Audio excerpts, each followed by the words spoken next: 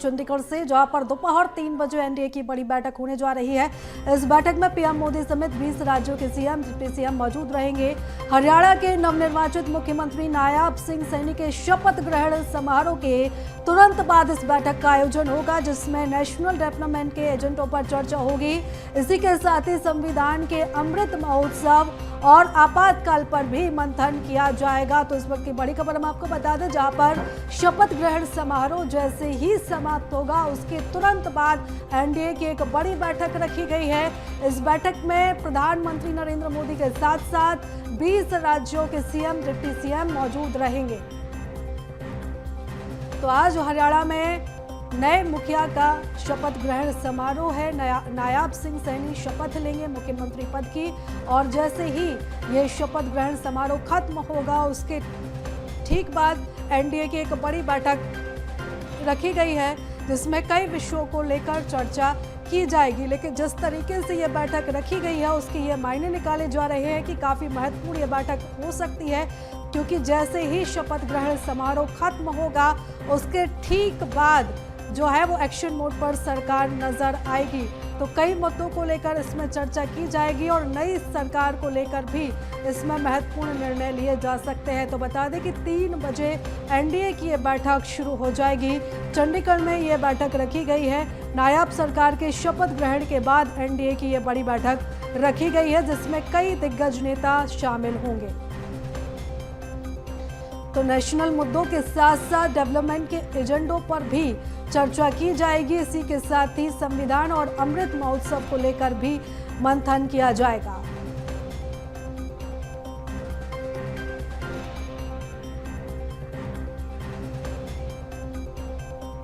तो बता दें कि चंडीगढ़ में दोपहर 3 बजे से एनडीए की ये बैठक होगी और इस बैठक में कई मुद्दों को लेकर चर्चा की जाएगी। तो आज नायब सरकार बनने वाली है और इसके ठीक बाद एनडीए की ये बैठक होगी। तो प्रधानमंत्री नरेंद्र मोदी के साथ साथ कई दिग्गज नेता भी इस बैठक में मौजूद रहेंगे। 20 राज्यों के सीएम, डिप्टी सीएम भी इस बैठक में मौजूद रहेंगे। तो नेशनल डेवलपमेंट के मुद्दे को लेकर इस बैठक में चर्चा की जाएगी।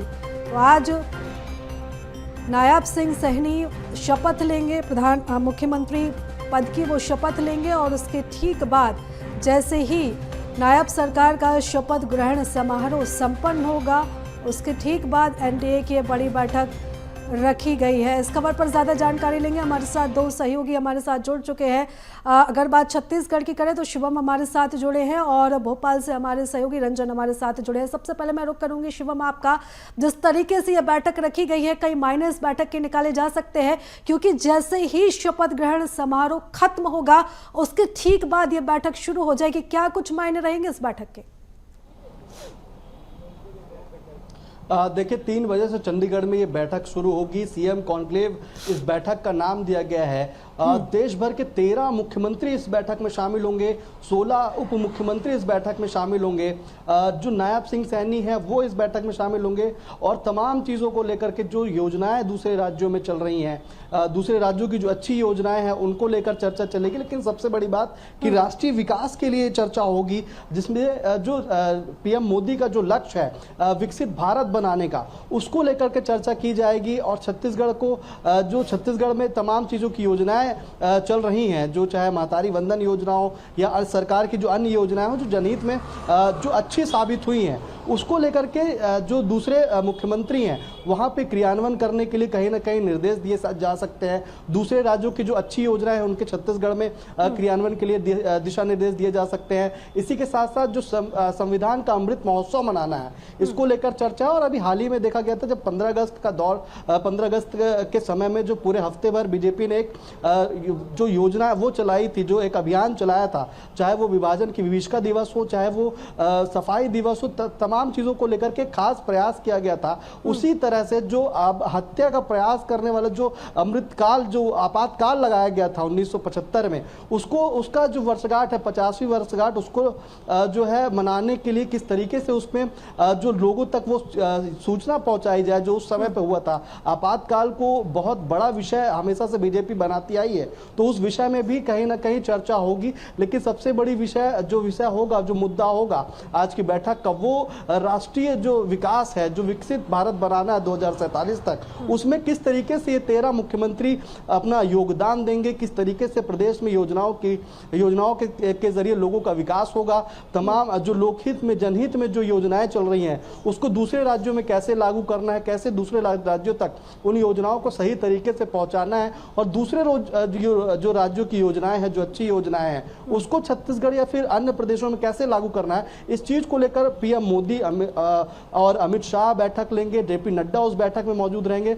एक बड़ी बैठक कहीं ना कहीं मानी जा रही है, और इस बैठक के बाद जो निर्देश सीएम को दिए जाएंगे, जो तमाम 13 जो मुख्यमंत्री इसमें शामिल होंगे, वो बेहद महत्वपूर्ण होंगे। जी प्रीता, बिल्कुल बने रहिएगा शिवम, आप हमारे साथ। रंजन भी हमारे साथ जुड़े हुए हैं। रंजन, जिस तरीके से काफी महत्वपूर्ण बैठक रखी गई है और इस बैठक में मुख्यमंत्री भी शामिल होंगे, मुख्यमंत्री डॉक्टर मोहन यादव भी इस बैठक में शामिल होंगे, कई मुद्दों को लेकर चर्चा किया जाएगा, मंथन किया जाएगा, खासतौर पर नेशनल एजेंडा को लेकर इस बैठक में चर्चा होगी। जी बिल्कुल, निश्चित तौर पर प्रीता, आप देखेंगे तो आज जो है एनडीए की बड़ी बैठक जो है वो चंडीगढ़ में बुलाई गई है, क्योंकि मोदी सरकार के तीसरे कार्यकाल के बाद जो है पहली बार ऐसा हो रहा है जब एनडीए के घटक दलों के साथ जो है ये बैठक बुलाई गई है। इसमें 13 राज्य के जो भाजपा शासित प्रदेश है उसके मुख्यमंत्री तो मौजूद रहेंगे ही रहेंगे। इसके अलावा जो है अन्य राज्यों में जहां पर एनडीए की गठबंधन की सरकार है उनके भी मुख्यमंत्री मौजूद रहेंगे, चाहे वो बिहार हो, चाहे वो महाराष्ट्र हो, या अन्य जो प्रदेश है जहां पर बीजेपी के साथ जो है उनके घटक दलों की सरकार है, तो उन मुख्यमंत्रियों को भी बुलाया गया। कुल 20 मुख्यमंत्री जो है इस बैठक में मौजूद रहने वाले हैं। इसके अलावा 16 से अधिक उप मुख्यमंत्री जो है अलग अलग राज्यों के वो मौजूद रहने वाले हैं, और एक बड़ी बैठक जो है ये बुलाई गई है, क्योंकि जिस तरीके से अगर हम बात करें तो मोदी सरकार के तीसरे कार्यकाल के बाद जो है ये पहली बैठक है जिसमें कि तमाम सारे मुख्यमंत्रियों के साथ जो है चर्चा करने का काम किया जाएगा, क्योंकि केंद्र सरकार की जितनी भी योजनाएं हैं उसको जो है अलग अलग राज्यों में किस तरीके से पहुंचाना है, साथ ही साथ अलग अलग राज्यों की किस तरीके से केंद्र को विकसित करने में जो है उनकी भूमिका रहेगी, क्योंकि जिस तरीके से केंद्र सरकार ने 2047 तक एक विकसित भारत बनाने का संकल्प लिया है, और उसके तहत अलग अलग राज्यों की भी भूमिका जो है काफ़ी अहम हो जाती है, क्योंकि लगातार प्रधानमंत्री प्रयास करते हैं कि 2 से 3 राज्यों के बीच में जो है समन्वय स्थापित करके अलग अलग जो परियोजनाएं चला जा रही है उसको बेहतर ढंग से जो है वो जनता तक पहुंचाया जाए, और लगातार स्मार्ट सिटी से लेकर के अलग अलग परियोजनाएं जो है वो चलाई जा रही है ताकि जनता को जो है सुविधा मिल सके, चाहे वो काली सिंधी परियोजना की बात करें जो 2 राज्यों में चलती है, इसके अलावा जो है जन जन तक जो है स्वच्छ पानी पहुंचे, सड़कों की व्यवस्था जो है पूरे प्रदेश में नहीं पूरे देश में जो है बेहतर हो। इसके साथ ही साथ केंद्र सरकार की जो योजना है, चाहे वो उज्ज्वला योजना हो, आयुष्मान कार्ड योजना हो, उनको पूरे प्रदेशों में जो है लागू किया जाए, ताकि बेहतर तरीके से जो है जनता के साथ जिस तरीके से केंद्र सरकार ने 2024 के लोकसभा चुनाव में जो वादे किए थे उसको जो है व्यापक रूप से जनता के साथ पहुंचाया जाए। और इसी को लेकर के अलग अलग राज्यों के जब मुख्यमंत्री एक साथ मिलेंगे तो कई सारी चर्चाएं भी होंगी।